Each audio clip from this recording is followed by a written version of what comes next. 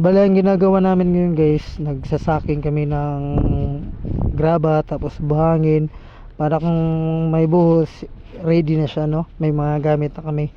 So kung makapansin nyo sa video guys, sobrang init natin today and kailangan natin uminom ng maraming tubig para di tayo ma-dehydrate ba. So kahit paano naman malakas yung amin, kahit sobrang init, nababawi rin naman dahil mahangin. So ilang segundo na lang magbe-break time na kami dito. So naglakad-lakad na kami papunta dun sa tindahan na aming mini meriendahan. Pagdating sa tindahan, pulot agad kung ano yung pwedeng mapulot. So nakita ko dito ay burger, and then syempre di mawawala yung palamig, coke ba, para kahit paano yung init ng panahon mabawasan ba. And then after noon, bayad ako dito.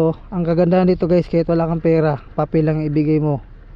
Yung kinain mo, bayad na yun guys. Ganyan dito men.